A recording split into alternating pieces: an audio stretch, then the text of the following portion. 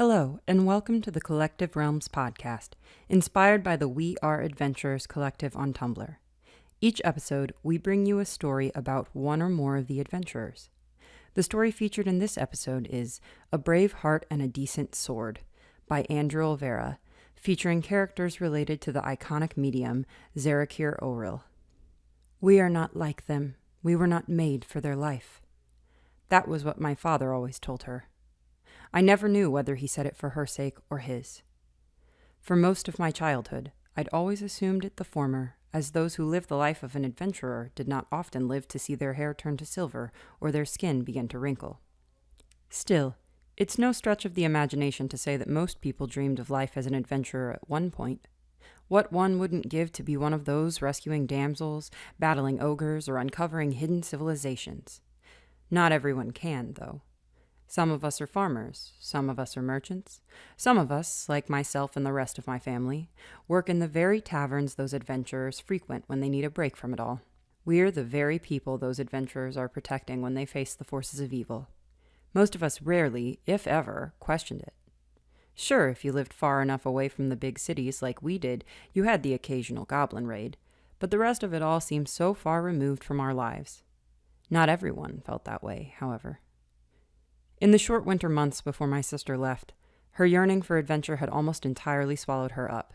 Castra's aspirations for greatness had become a cauldron at a rolling boil, overflowing with foam and bubbles that fell into the fire beneath. To then be told those words by our father, though, felt as if he had overturned that cauldron onto her. In a form of silent retaliation, she took to sneaking out of the house in the dead of night with a blade that she'd bought in secrecy. She had to save up nearly a year's worth of tips she'd earned tending the bar of our family's tavern. Every night, she would sneak back in through our window, smelling of sweat and a metallic scent I'd soon learn to be blood. "You okay, Cassie?" I'd ask her. "Course I am," she'd reply with a devilish grin. I'd never asked her where she went, but I'd willed myself to believe she was off practicing, perhaps with one of the neighbor boys who'd been trained by their fathers. Then, on the last week of winter, she left. On Lune, the first day of the week, an adventuring group that would pass through every few weeks came. As was standard for a party like theirs taking up quarters in the tavern, their first night in from the wild saw the bar turn into a raucous celebration. The minstrels played their songs the loudest they could, while folks drank and danced through the night. As a server, I ran back and forth from the kitchen, dishing out customers' orders until my feet felt like they were going to fall off. Towards the end of the night, my job died out with people favoring a drink to food. This meant Castra was still swamped behind the bar, though you'd never know it by her demeanor. She lived for this. The entire night she sang along while she poured their drinks, and, as the night wore on, she took to a conversation with one of the elven women from the adventuring group. I had been told to clean the tables, but found myself lingering by the bar. Not close enough to be part of their conversation, but close enough to listen. The elf spoke to Castra about all the far-off places she and her party had gone. They'd even left the country and traveled to the island continent of Ethis where the dragon people lived, something I'd never thought possible without the king's naval fleet. "Oh, how I wish I could come with you," Castra professed. "You ever thought of leaving?" the elven woman asked. "No," interjected a stern voice from behind my sister. Castra, startled, jumped, while the elf's warm gaze soured into a look of annoyance as she laid eyes on Father, who now stood immediately behind Castra. In his arms were a tray full of clean wooden mugs. He set them down roughly onto the countertop beside Castra and returned a look of disgust to the elf. "We are not like them. We were not made for their life, child," he told Castra, then looked at the elf. "Discuss this with my daughter no further, knife-ear." The slur stung, but the elf didn't show it. Most of Kesthius was diverse and accepting of others, but we lived in Abercus, a small rural town where non-human racial intolerance was, unfortunately, not uncommon. The energy of the bar eventually died, with Castra and the elven woman companioning each other in the silence of an empty bar.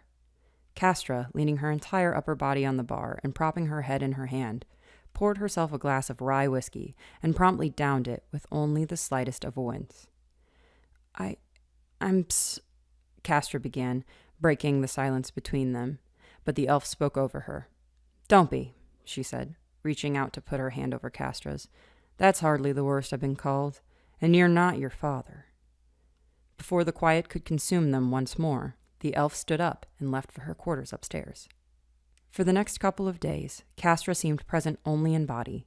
She was not prone to sulking after one of Father's chastisings, so I could tell things were finally coming to a head. It wasn't until another adventuring group arrived that she started to perk up.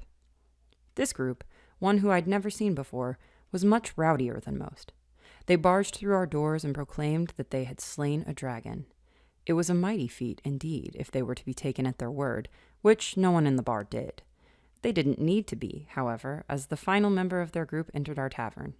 He was a massive half-orc who stood taller than anyone else in the room, and in his large hands was the severed head of a blue dragon. "Let it be known," the half-orc bellowed, "that I, Erazar Chiefslayer, have slain the great blue dragon of Lake Sign." He marched to a table near the center of the bar and plopped the disembodied head onto the table, which shook and knocked the plates and mugs from its surface. I then wondered if he had carried the head, which was about the size of a merchant's cart, for the entire 5 leagues from Lake Sign to Abercus, or if he hauled it by wheelbarrow and only just now picked the thing up for a dramatic entrance. "You do mean along with these other arseholes also, don't you?" asked another from Erazar's party. He was one of the little folk, or a halfling as they were called in the city, and looked like one of the swashbucklers from those romance books the young girls like Castra liked to read. The rest of their party found themselves a booth, while Erazar and the little folk saw to holding up the bar. I'd never seen a half-orc before. I'd heard the stories, but never seen the proof until then. Erazar's tusks were shorter than that of a full-bred orc, his skin only a greenish tan, and his brow much less pronounced, but he was intimidating all the same. "Mind if I trouble you all for a drink?" he asked, addressing both Castra and I. He flashed a charismatic smile, and suddenly it wasn't intimidation that I felt. Castra coolly asked his preference, and he requested an ale for his friend and himself. She poured them each a large stein with that frothy foam spilling over. As the two took their drinks, the little folk made a comment about Erazar's impoliteness and then told us his name. I can't quite recall what it was, though I think it started with a G. For the next hour, Castra schmoozed with Erazar, with interspersed moments of actually doing her job. The little folk grew increasingly annoyed the more Erazar spoke with Castra, but he paid him no mind.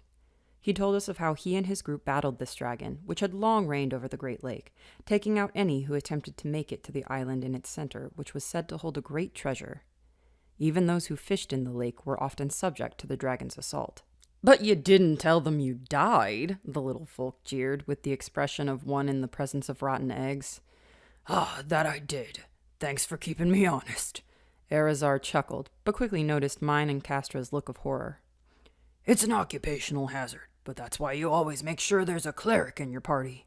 He then unbuttoned the first few buttons of his shirt and exposed his incredibly muscular chest, on which there was a large scar that covered the entirety of his left pec. I didn't know whether to roll my eyes or swoon, but I'm fairly certain I did both. "Went all the way through," he told us, before rebuttoning his shirt. It must not have gone how the little folk had planned, as he further sunk into his seat in idle frustration. "But still, you fought a dragon," Castra said in a sigh of longing, once more wishing that tonight's adventurers would whisk her away. It may have been funny to watch if it weren't so heartbreaking. "You don't sound frightened at the thought of it," Erazar speculated, cocking his head in intrigue. "Well, of course not. I'd do anything to do what you do," Castra replied. "You know any jackass with a sword can do that, don't you?" the little folk interrupted. Castra didn't answer that question, instead hanging her head in pre-defeat. "Look, kid, I like you," Erazar said to Castra, who raised her head slightly. "I don't want to see you get hurt or nothing, but if you think you got what it takes, we're looking for someone to help with the horses and equipment. Sounds juvenile, I know, but it still requires a brave heart and a decent sword if you don't got any magic blood in those veins of yours. Our last kid turned tail and ran when he saw old Blue." Castra laughed, but she still looked downtrodden. "I'm sorry, sir, but I can't." "Can't what?" came Father's voice, along with his dreadfully poor timing. Erazar sat up straighter in the bar stool as he addressed Father. "Sir, I was just talking to this young woman and—" "Well, don't. You come here to drink or chat up my child." "Father, please," Castra tried. No! Father cut her off, holding up his finger to her sternum. These people come in here and you start filling your head with nonsense. How many times do I have to tell you? We're not like them. We were not made for their life, Castro recited. Yes, I know the lecture, but did you ever happen to think that maybe I was? I felt her words strike my chest, and I could only imagine Father's anger as his face turned red as a ruby. Still, he did not yell when he finally spoke. Leave. Go to your room, now, he hissed before turning to me. That goes for you too. I will close up the bar tonight. Like a mouse when the lamp is lit, I fled as quickly as I could, going to the stairs of my family's wing of the tavern. Castra, though, took as long as she could. When she reached me at the foot of the steps, she looked back to see Arizar mouth an "I'm sorry" without Father noticing. Castra only replied with a half-hearted smile, then grabbed my hand and ushered me up to our room. The rest of the night passed slowly, in silence, until I had fallen asleep, and when I woke up the next morning, Castra was gone. I haven't seen Castra since that night. She would go on to send me letters every month or so. Turned out she'd packed her things and fled with Arizar. Their group didn't last much longer after that, though. One by one, they all went their own way as the months went by. Soon it was just she and him. They went all across the land, even going to Ethis like that elven woman and her group did. Oftentimes I'd think that she had surely met her match. If I recall, the longest she went between letters was 1.5 years, but I always wound up receiving a letter when it was most needed. She tried sending Father letters too, but he never replied. He and I ran the tavern until I came of age. I wound up working in a bookshop in the city not far away from home. Then I met a boy. Then he broke my heart.